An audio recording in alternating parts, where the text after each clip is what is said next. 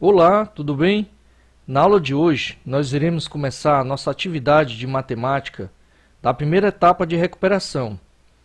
Acompanhe aqui comigo. Esta atividade ela foi feita através dos seguintes temas: operações com números naturais, adição de números inteiros, subtração de números inteiros, multiplicação de números inteiros, divisão exata de números inteiros, potenciação de números inteiros e raiz quadrada exata de números inteiros. Foram 10 questões selecionadas de acordo com esses temas e que está de fácil resolução. Vamos acompanhar a primeira questão. Vamos ler aqui a primeira questão.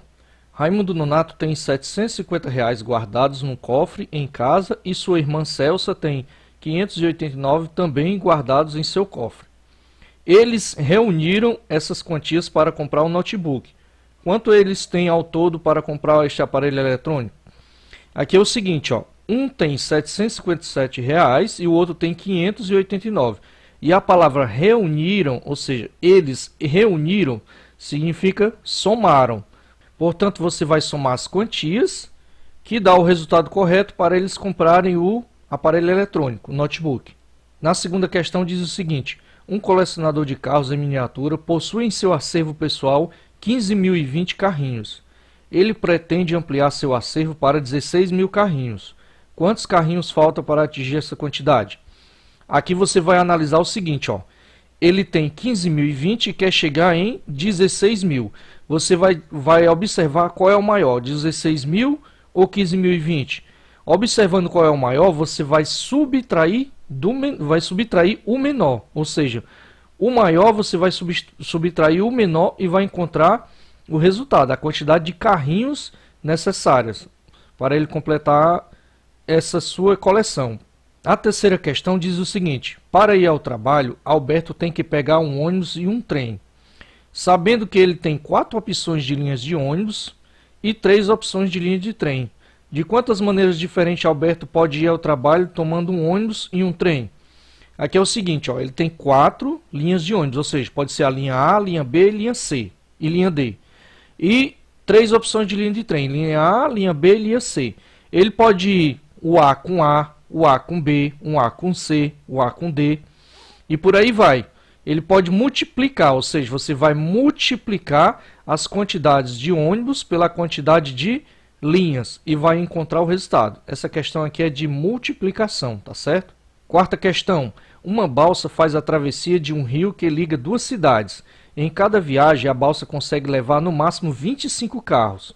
Se a balsa deve transportar 380 carros, quantas viagens no mínimo ela terá de fazer? Aí nós temos as opções aqui, ó, 15 viagens, 17,3 viagens, 15,2 viagens ou 14 viagens.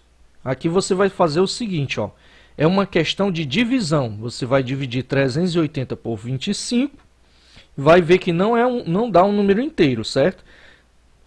380 dividido por 25 vai dar 15. Só que é 15, alguma coisa. Mas a gente vai fazer passo a passo. 380 dividido por 25 dá 15. Aí você vai multiplicar os 15 por 25, vai dar 375. Como 375 é menor do que 380, nós vamos subtrair 380 menos 375, vai dar 5. E o 5 não vai dar para dividir por 25. Então você vai acrescentar uma dezena, ou seja, um zero, e vai ficar 50 dividido por 25.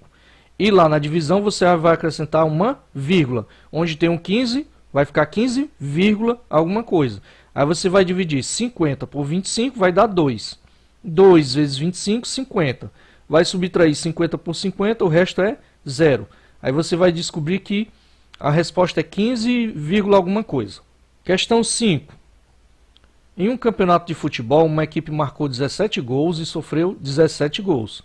Qual foi o saldo de gols dessa equipe? Quando a gente fala em saldo, pessoal, a gente vai subtrair o maior pelo menor. Ou seja, se uma equipe marcou 10 gols, por exemplo, e sofreu 3, aí você vai tirar 10 menos 3. Vai dar um saldo de gols 7. Nesse caso aqui, você vai subtrair os mesmos valores, porque ele marcou a mesma quantidade de gols que a outra equipe marcou nele, ou seja, outras equipes marcaram nele, né? Então, você vai subtrair a mesma quantidade e vai encontrar o resultado. Questão 6. Calcule o resultado de cada subtração. Aqui nós temos do item A ao item D, nós temos subtrações. Ó. Nós temos o número 0 subtraído do número mais 25, certo? Por que ele está entre parênteses? Porque aqui nós temos sinais diferentes. Aí o que você vai fazer quando nós tivermos sinais diferentes? Você vai multiplicar. Vai multiplicar o menos com o mais. E na multiplicação, um menos com o mais vai dar sempre menos. E no item B, nós temos aqui sinais iguais. Por que está entre parênteses?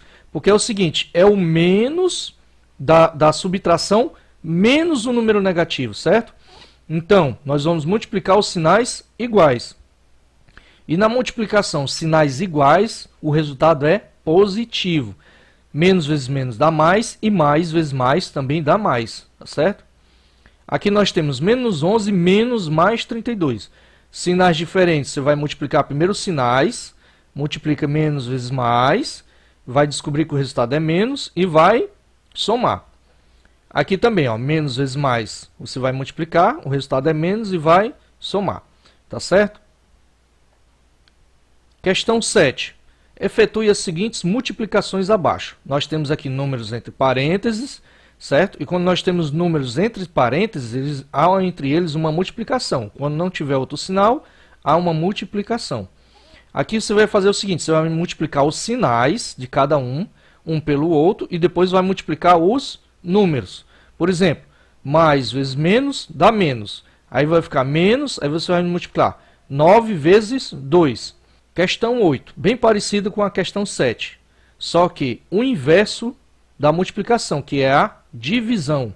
Efetue as seguintes divisões. Nós temos aqui, ó, o inverso da multiplicação é a divisão. Porém, a divisão de números diferentes, de sinais diferentes, vai dar sempre negativo.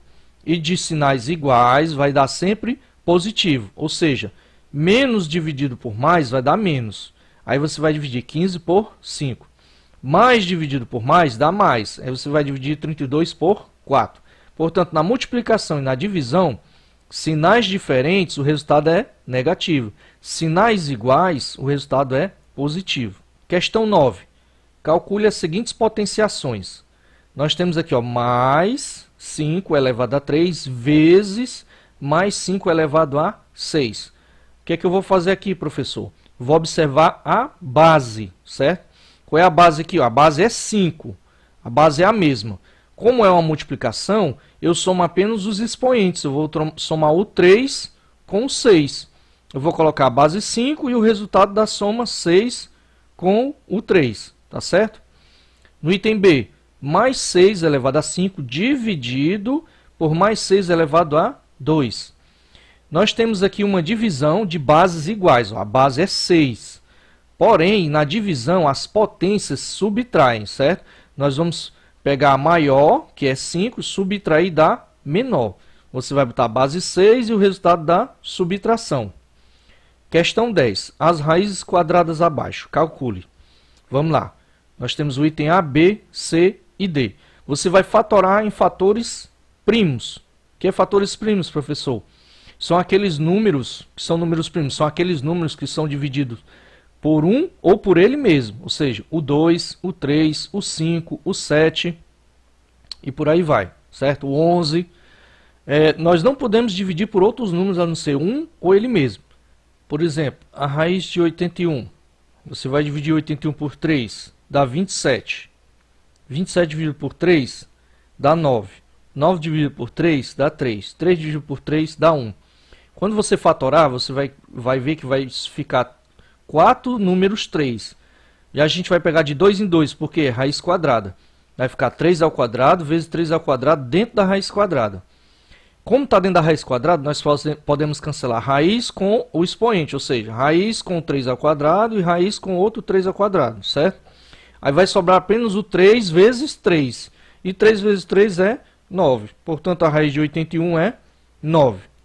Espero que todos tenham aprendido e boa sorte na atividade. Até a próxima aula. Tchau, pessoal.